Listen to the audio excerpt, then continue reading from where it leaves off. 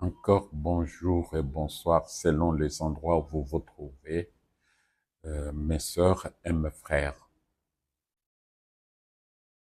Dans la vidéo précédente, je parlais de la volonté. Il faut insister sur ça. La volonté de Jésus de Nazareth d'être un sacrifice qui souffre. Or, le sacrifice dans la tradition ne devait pas souffrir. On voit même qu'Abraham accepte de sacrifier son fils.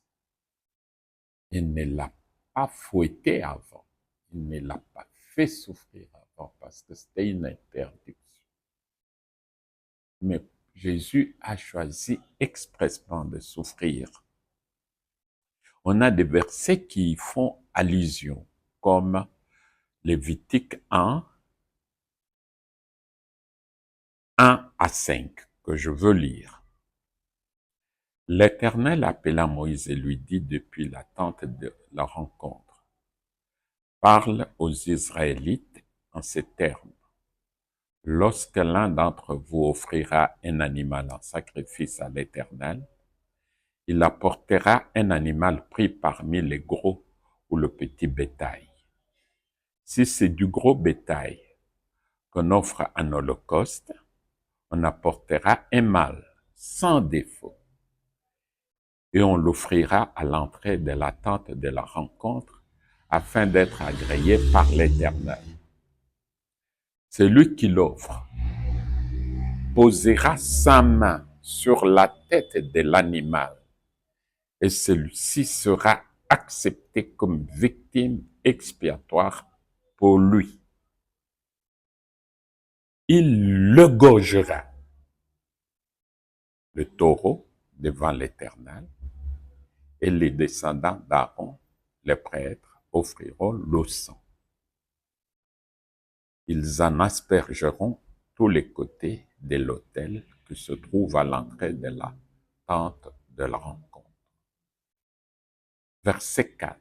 Celui qui l'offre posera sa main sur la tête de l'animal et celui-ci sera accepté comme victime expiatoire.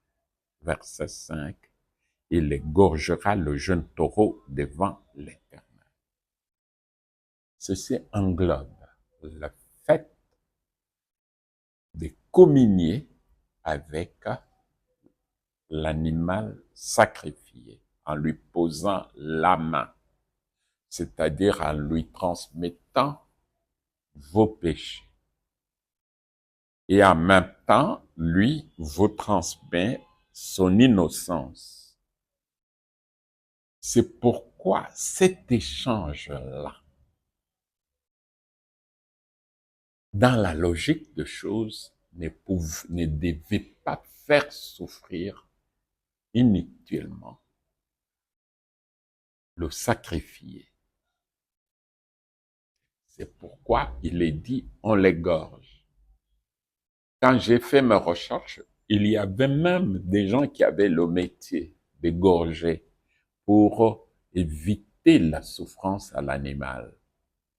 Qui avait le métier. Ici, on parle de Lévitique. Dans d'autres passages, les enfants d'Israël sont appelés à poser leurs mains sur les têtes des Lévitiques. Ça, on le voit dans Lévitique 4, verset 15. Comme pour dire, nos péchés, on vous les transmet. Vous qui allez égorger les animaux, vous aussi, vous allez déposer vos mains sur les animaux pour leur transmettre le péché que nous venons de vous transmettre. C'est pourquoi l'animal ne devait pas souffrir. Et Jésus acceptait, lui, de souffrir. Il insiste dans beaucoup de passages bibliques que le Fils de l'homme va beaucoup souffrir. Il y a beaucoup de passages bibliques qui montrent que le Fils de l'homme doit beaucoup souffrir. Et dans Ésaïe 50, versets 6 et 7, il dit, « J'ai présenté mon dos à ceux qui me frappaient, et j'ai tendu mes joues à ceux qui m'arrachaient la barbe. Je n'ai pas caché mon visage à ceux qui m'insultaient et qui crachaient sur moi. Le Seigneur, l'Éternel, viendra à mon secours. Voilà pourquoi je ne suis pas confus. C'est pourquoi j'ai rendu ma face dure comme un caillou, car je le sais, je ne serai pas dans la honte. »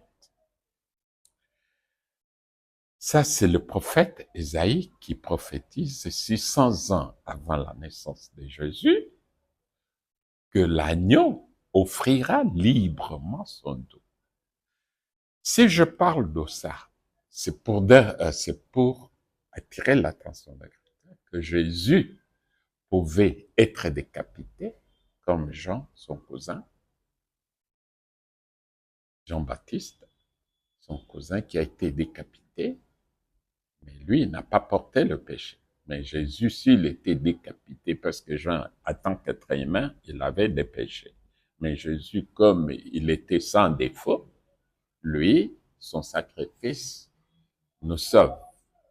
Nous serions juste sauvés de la mort éternelle. Alors, il y a des enseignements qui disent que Jésus avait peur de cette mort-là. C'est pourquoi il dit, « Père, si c'est possible, éloigne-moi de cette coupe. » C'est un faux enseignement. La coupe que Jésus redoutait, c'est la colère de Dieu. C'est la colère de Dieu que Jésus redoutait parce que le prophète Ézéchiel et le prophète Ésaïe avaient décrit qu'est-ce que c'est que la coupe. Ils ont décrit que la coupe, pour les Israélites dans leur tradition, la coupe c'est la colère de Dieu, pas la colère des hommes. C'est tombé sous la colère de Dieu. Jésus n'a jamais trahi la moindre crainte, la moindre peur devant la souffrance. Et il ne pouvait pas demander à Dieu que cette souffrance physique lui soit éloignée parce que c'est lui qui l'a voulu exprès. En tant que Dieu, il a inspiré le prophète Ésaïe 600 ans avant qu'il acceptera, il donnera le dos. Qu'est-ce que c'est que donner le dos? Ça vaut... J'aimerais me retarder un peu sur ça. Donner le dos, c'est-à-dire être fouetté sur le dos. Le nombre de coups était chez les Juifs 39 coups. Chez d'autres, les Romains n'avaient pas un nombre limité. Les Romains fouettaient les gens à crucifier, et chez les Romains, il y avait deux condamnations, ou la condamnation à la flagellation, ou la condamnation à la crucifixion. Souvent, c'était l'une ou l'autre. Pourquoi l'une ou l'autre? Parce que les gens qui étaient flagellés survivaient rarement. Parce que le fouet était, on l'appelait flagrum, c'était un fouet avec plusieurs lanières. On mettait des poids de plomb au bout de la lanière et on y mettait une sorte de clou ou des animaux durs, de telle sorte que quand on l'applique sur le dos du supplicié, ça pénètre grâce au poids de plomb, ça pénètre dans son corps. Et puis on tire. Rien qu'un fouet, lorsque la lanière, le flagrum qui a plusieurs lanières, beaucoup de lanières, chacun se pénètre dans le corps. On tire, rien qu'un coup, ça fait des blessures de blessures et les gens et les sangs zicrent. Mais 39, 40, comme les Romains n'avaient pas un nombre limité, Jésus a reçu ce coup-là. Nous voyons dans Isaïe qu'il a donné ce coup, qu'il a reçu ce coup. Nous voyons aussi dans Psaume que son dos a été labouré comme on laboure un champ. C'est pourquoi dans Psaume 22, il dit, je peux même compter mes os. Mes os, c'est disloqué. Les Romains donnaient ces coups, c'est pourquoi très peu déjà survivaient. C'est pourquoi c'était une peine presque équivalente à la peine capitale. Parce que pour arriver jusqu'aux os, et Jésus, on était arrivé jusqu'aux os. Est-ce que Pilate l'avait fait parce qu'il voulait le sauver, mais les Romains, les Juifs ont insisté que si vous le sauvez, vous n'êtes pas ami à César. Et alors il a eu peur, alors il l'a fait fouetter. Et il lui a donné les deux peines à la fois, la flagellation et la crucifixion. Peut-être il a voulu qu'il meure vite sur la croix, parce que la croix aussi, c'était une atrocité qui durait des heures ou des jours même, hein, et où la personne est suspendue, et à cause de son poids, le thorax se plie, la respiration devient difficile, il doit se soulever en s'appuyant sur les clous de ses pieds et de ses mains pour soulever le thorax et respirer. Jésus le savait et le disait plusieurs fois. Qu'est-ce que Jésus a redouté dans le champ des Oliviers à la place de Gethsemane? Gethsemane, c'est-à-dire l'endroit où on presse de l'huile dans leur langue.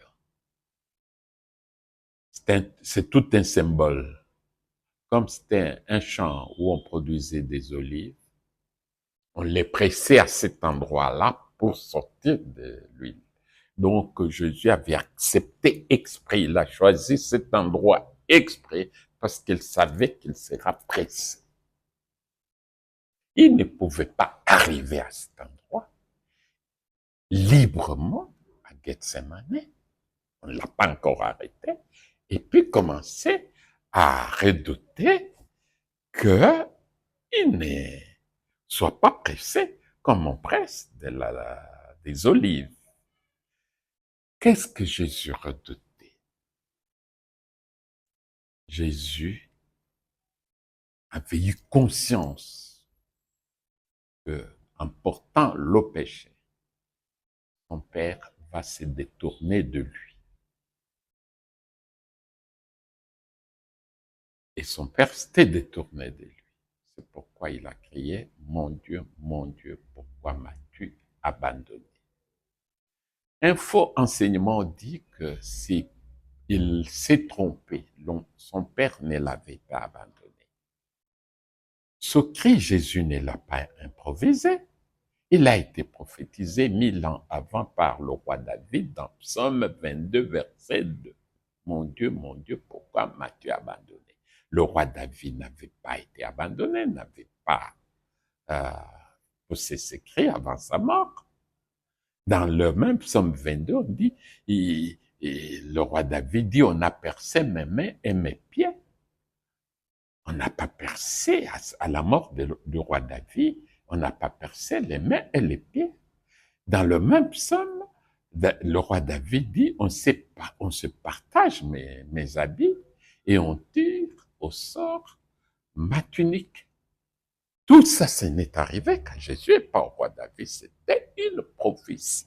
Comme Jésus lui-même, après la résurrection, il dit aux disciples, vous avez vu que les psaumes et les prophéties se sont accomplies pendant ma passion. Donc, Jésus savait que ce cri sera poussé. Mais sur le champ, il comprend.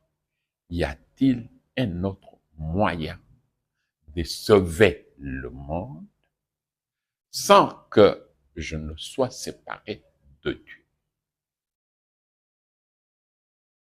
Y a-t-il, c'est ça, est-ce que cette coupe dans la tradition de prophète Ézéchiel et de prophète Ésaïe, c'est-à-dire, est-ce que cette colère peut s'exprimer autrement que la séparation? Je ne sais pas où est-ce que les gens tirent cette explication que Jésus s'était trompé. Ça n'a pas de sens, parce que si Jésus s'était trompé, il a douté de Dieu, c'est un péché. Parce que quand Moïse a douté de Dieu, il l'a frappé 2 fois sur le rocher. Dieu lui a dit, ah, vous avez douté, vous n'entrerez pas dans la terre promise. Quand le père de Jean-Baptiste, il rencontrait l'ange Gabriel, qui lui a dit, votre femme va accoucher, il a douté. L'ange lui a dit, vous avez douté, vous allez être muet jusqu'à la naissance de l'enfant. Si Jésus doutait, il commettait un péché et son sacrifice ne serait pas accepté parce que l'animal sacrifié devait être sans défaut. Jésus a été réellement abandonné et c'est ça le châtiment qui nous donne la paix dont parle le prophète Ésaïe dans Ésaïe 53. Pourquoi c'est le châtiment qui nous donne la paix? Cette séparation d'avec Dieu. Ce n'est pas les fouets. Non. C'est la séparation. L'enfer, c'est quoi? C'est la séparation d'avec Dieu, d'être. Dieu ne veut pas vous reconnaître, vous recevoir. C'est ça l'enfer. Jésus l'a subi sur la croix. Si Jésus avait péché en doutant, il ne serait pas ressuscité. Il n'allait pas peu de temps après dire, Père, je remets mon esprit entre ta main. Parce qu'il ne l'a pas appelé Père. Il l'a appelé mon Dieu, pourquoi m'as-tu abandonné? Pourquoi Jésus quitte toute sa vie sur la terre? Lorsqu'il s'adressait à Dieu, jamais il ne s'est adressé à Dieu. Il ne s'est adressé qu'au Père. Et même quand les disciples lui disent, dites-nous comment prier, il leur dit pas, notre Dieu qui est au ciel. Il leur dit, notre Père qui est au ciel. Parce que pour lui, quand on s'adresse à Dieu, on s'adresse au Père. Pourquoi lui qui enseigne que vous ne vous adressez pas à Dieu, vous vous adresserez au Père? Sur la croix, s'est-il adressé à Dieu? Parce que, pourtant, les péchés, il a fait comme le fils prodigue qui a dit à son père, je ne mérite plus d'être appelé votre enfant. C'est-à-dire, je ne mérite plus vous appeler père. Je vais, si vous me pardonnez, je vais être un simple serviteur.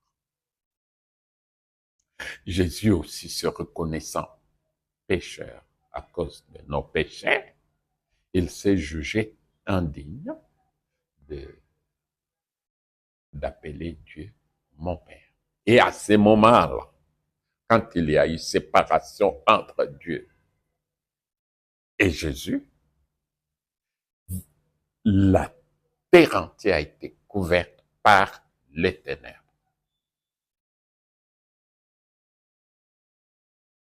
La terre entière a tremblé.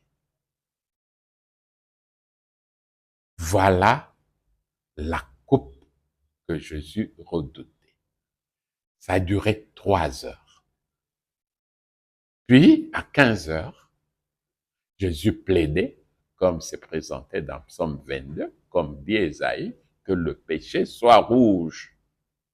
Si vous plaidez, ça vous sera pardonné. Jésus a plaidé sa cause, comme c'est étalé dans Psaume 22 par la prophétie du roi David. Et il termine au verset 22 du chapitre 22 que tu m'as entendu.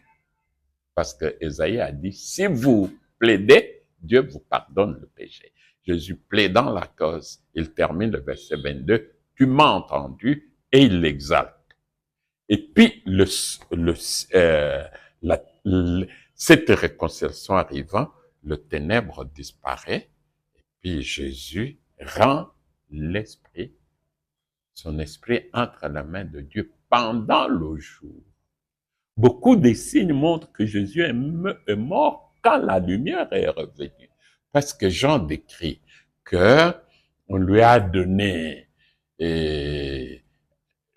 une sorte de siphon, d'éponge remplie de vinaigre. Jean a vu ça, donc c'était visible. Et dit même la plante, il dit que c'était l'hysope. C'est une plante qui pousse beaucoup dans leur pays là, que c'était attaché, cette éponge était attachée à l'hysope. Donc Jean a pu identifier même l'espèce botanique de la branche, donc c'était visible.